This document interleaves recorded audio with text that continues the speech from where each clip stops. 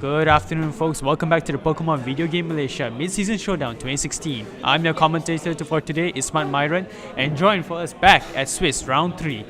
Right, both our competitors right here are Aiman, Ishak and Ronald Seet over here. Both have accumulated 2 wins each at their first 2 rounds of the Swiss.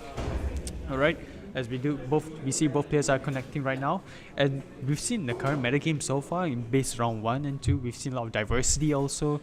All these Kyogre and Rayquaza teams right here, Ho-Oh and Xerneas teams as well. It can run, it will work.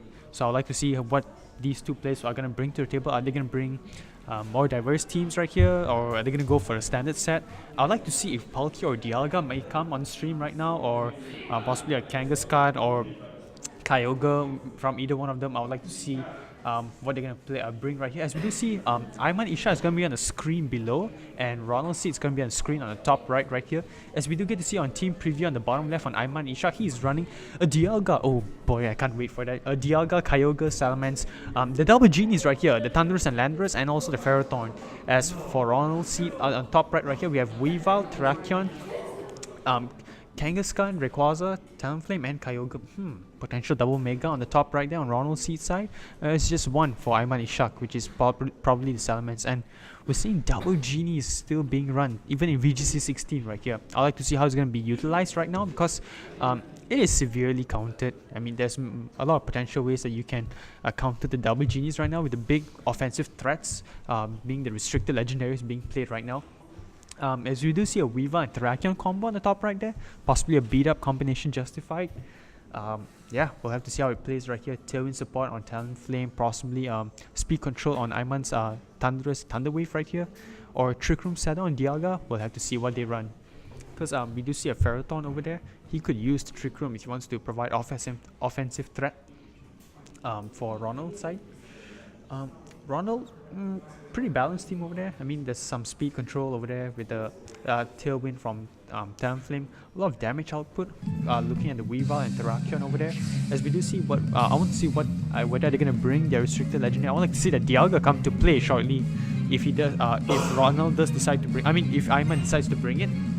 I mean, he has won 2 rounds with a Dialga. Come on, that's an accomplishment right there in a PC, right? So we do see a Weavile and Kyogre's lead on Ronald's side. As we do see a Dialga. Yes, I'd like to see that Dialga and Landorus on Aiman's side on the bottom left of the screen right here, folks. What? We see Kyogre's Drizzle go up. Not primal reversing. I'm pretty sure that's a really good indicator for Aiman that Kyogre is choice or assault vest into something. I mean, choice, probably Scarf or Specs. We'll have to wait and see, folks. I mean, not many can make choice Scarf or choice Specs Kyogre work. So we'll have to see here, because he could easily go for a Water Spout right now, and Weavile can go for a Fake Out, possibly onto a Dialga slot right here. As we do see, wow, Landorus decided to switch out onto Primal Kyogre for Aiman's side right here, knowing that Kyogre is a potential big threat for him right now. Unless he gets Trick Room up with Dialga, but he could easily get Fake Out by the Weavile. So we'll have to see here, folks. As we do see a double switch from Dialga going onto the Ferrothorn. That's both of them are really good counters to Scarf Kyogre, because you cannot switch up moves. So if you're locked into the water type, which is the Water Spout, then I mean, you're set. Ferrothorn's not going to take much damage. Even the Kyogre's not taking much damage. And mind you, that's at full HP, right? We do see a low kick going onto the Ferrothorn slot right here. Oh, that's a really good prediction on Ronald's side over here. Possibly predicting just to low kick the Dialga and provide more offensive threat. And he's also running the Life Orb, mind you, the extra damage output right now. So this comes to a turn, right? We know that Kyogre is Choice Scarf, and there is no way for him to neglect any weather, because there's no Primal Groudon on Aiman's side, right? So he has to decide to sack or save one of the 2 Pokemons right now, because Weavile could easily go for a Loki onto the Kyogre slot and a Water Spout from Kyogre. As you do see a Protect coming onto Ferrothorn, regardless, you're just delaying the inevitable. As you do see a Water Spout from the Scarf Kyogre right now onto the Primal Kyogre on Aiman's side right here. As we do see an Ice Punch. Probably over predicting possibly a Landorus to lower down the attack of the Weavile to come out, but that did not happen right now. As you do see a Thunder from Primal Kyogre, it would do significant amount of damage onto the Choice Scarf Ogre right now. It picks up the one hit, that must be a crit. Yep, that's definitely a critical hit right there. And down goes Choice Scarf Kyogre. And Ferrothorn enjoys his leftovers right there, munching his health away.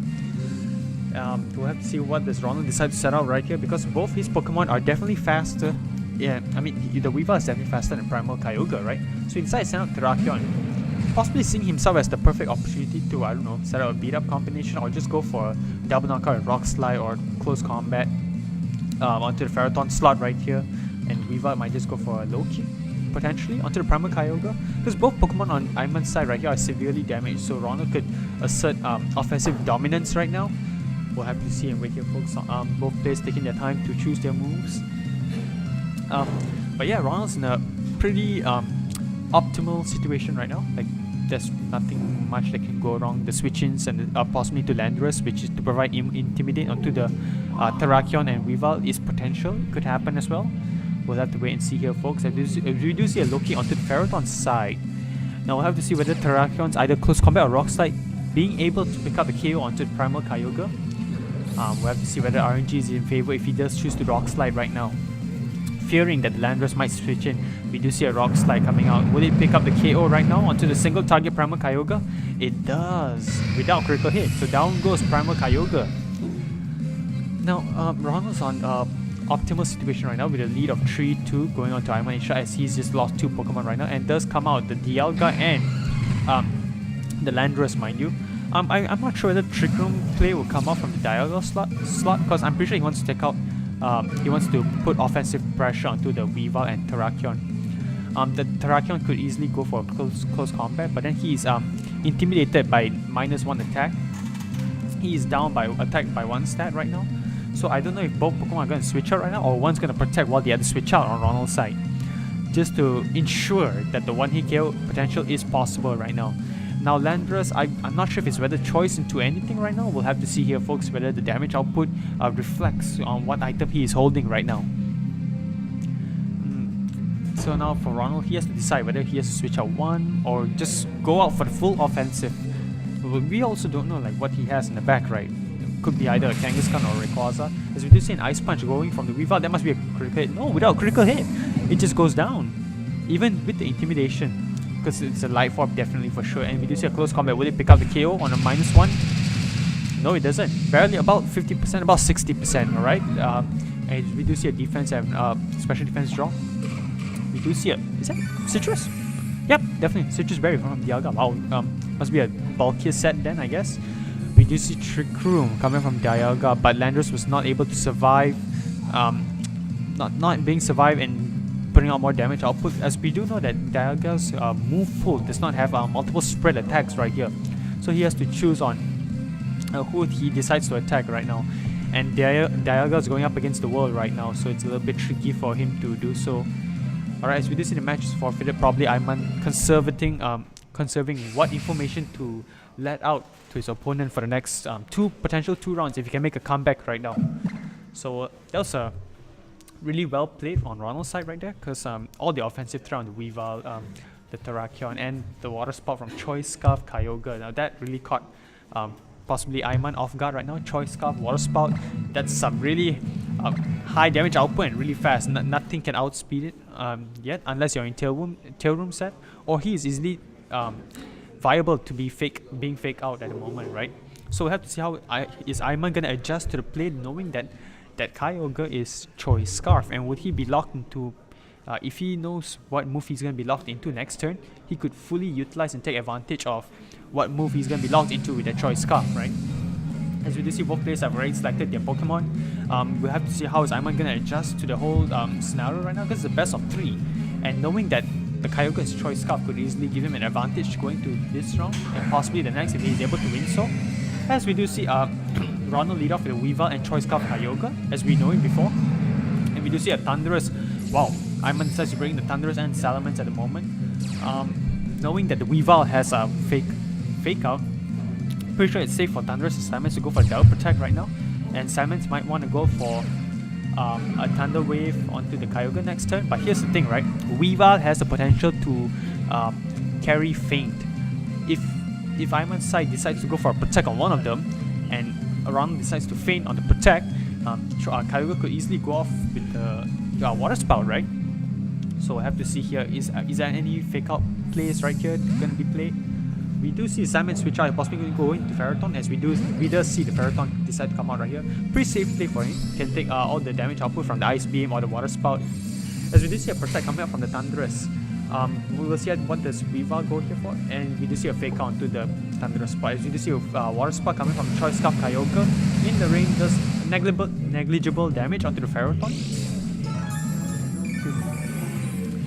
About 45% onto the Ferroton. It's definitely not a 2-hit KO, it's definitely a 3-hit KO, right? But here's the thing. Thunderous could easily go for a Thunder Wave onto the Kyogre slot, slowing it down definitely. And Ferroton could easily go for a Gyro Ball onto the Weavile slot. Because I'm not sure whether low kick would take Ferroton out, right? As we do see the Kyogre switch into the Terrakion right now. As we do see a Protect coming from Ferroton. Will we see Thunder Wave onto the Terrakion slot? Yes, it does, but onto the Weavile slot. Knowing that the Kyogre will switch out, he's taking full advantage that the Weavile is going to switch out. Now, if we do see Weavile going for the Ice Punch, is he carrying Focus Sash right now? That's the big question. No, he survives it naturally, even with Life Orb, Ice Punch on the Weavile slot. That Intimidate from the Salmons before on the first turn is paying dividends right now. As we do see, the Weavile is not being able to knock out onto the Thunderous. Now here's the thing, Weavile is slower than... No, I'm pretty sure the Ferroton is still slower than, even though the Weavile is paralyzed at the moment. Now if the Terrakion is carrying Lumberry, he could easily go for a Rock Slide and possibly hope for a flinch onto the Ferroton unless the Ferroton or the Thunderous decides to switch out. But here's the thing, Weavile also carries Ice Shard, right? As we do see a Thunder Wave instead coming up from the Thunderous. Not worrying that the Weavile might carry Ice Shard. He's already ready to, he's already prepared to lose Thunderous, but we do see Lumberry instead coming from Terrakion. As we do see a Rock Slide does decide to go off. Will we see a flinch right here onto the Ferroton side? And Weavile might potentially go for a low kick onto the Ferroton. No, but we do see Weavile get paralyzed. That's a very unfortunate turn for Ronald, as we do see the flinch onto the Ferroton. So, wow. Flinch from Terrakion on Ronald's side. And paralyzed on Weavile from Ronald's side as well. It kind of negates that turn, but we do see that Terrakion definitely went down. Now here's the thing. Landorus decides to come out to further intimidate and lower the attack of Terrakion and Weavile, right? Giving the damage output very minimal, but here's the thing. Once Ronald decides to switch out or sack one of those Terrakion or Weavile, he could easily bring in the Choice Scarf Kyogre and cause severe amount of damage, because we know that the Thunderous is knocked out already. It's a free gateway for him to set out the Choice Scarf Kyogre whenever he feels like it and provide massive offensive threat. As we do see the Ferroton, Aiman decides to conserve the Ferroton possibly for the Kyogre that's gonna come out eventually. As we do see another Intimidate on the Weavile and Terrakion, bring Weavile to -3 attack, mind you, and -2 on the Terrakion slot. So it's going to do barely any damage, but it must be a critical hit over there. Oh no, it's just... Simon is just that frail, I guess, as we do see an Earthquake coming from the Landorus slot. As we do see, picks up double KO on the Terrakion and Weavile, but here's the thing. Both Pokemon might have been gone down for Ronald's side. It brings the score from Aiman to 3 and Ronald's side to 2. But Ronald has one ace up his sleeve here, which is the Choice Scarf Kyogre, which could easily cause a lot of devastation right here. But I'm not sure whether he's going to lock himself to a Water or Ice type attack, right? Now we do see the Kangaskhan coming out right here with the Choice Scarf Kyogre. That's a pretty safe turn already for Ronald just to spam the Water Spout, as we know that the Kangaskhan can easily go for a Fake Out onto the Salmon slot. Would Aiman neglect that and play to counter that move and possibly switch out the Salamence into Ferroton for the Iron Barb's damage? We'll have to wait here and see, folks. Because Salamence, there's no way Salamence can definitely outspeed the Choice Scarf Ogre, possibly under Tailwind instead. So yeah, we'll have to see the play here, folks. Will he decide to conserve the Salamence? Because Landorus cannot outspeed the Choice Scarf Ogre and Kangaskhan for that matter, because Kangaskhan could easily go for a Fake Out onto Salamence. Oh no! We decide to see the Landorus switch out instead. Alright, here's the thing. You switch out Landorus, right, for Aiman's side. Will he be able to survive Fake Out and Water Spout? Or would Ronald instead go for an Ice move? So these are the plays you have to think. We do see a Protect on Salamence here, but we don't see Mega Evolve. So we do see a Water Spout come out. We've seen it before, it does below 50%, we do see that must be a critical hit, right? That's definitely a critical hit. As we do see a Loki onto the Ferroton side. Wow, the predictions are real here, folks. Now we do see Lando is going to come out, right? But it still can't outspeed the Choice Scarf Ogre. That the Choice Scarf Ogre is still being a potential big threat, even just like in 2010 VGC 2010, right? Because back then the primals weren't a thing yet. So right now I don't know how can Salamence survive a possible hang on, mind you, can he survive a double edge? Can Salamence survive a Mega Salamence survive a double edge and a water spout? That's the question. And even if he does survive, can he pick up the one hit KO onto the old Kyogre?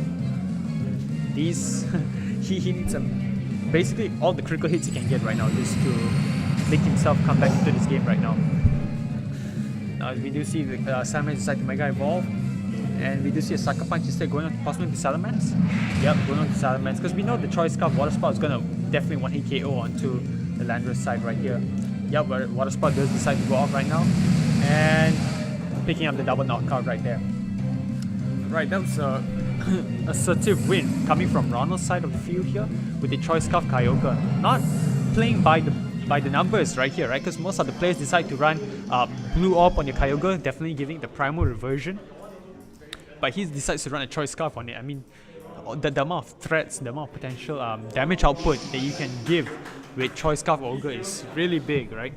Because you can switch out moves. When you switch out the Pokemon, send it back your Kyogre, and you can switch it up. You can spice things up right there.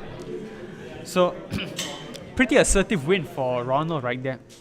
I'm pretty sure he had all the control, because it surprised Aiman to see Choice Scarf Kyogre, and there was no way for him to set up the Trick Room because Ronald had multiple Fake Out users coming from the Weavile, the Kangaskhan right there.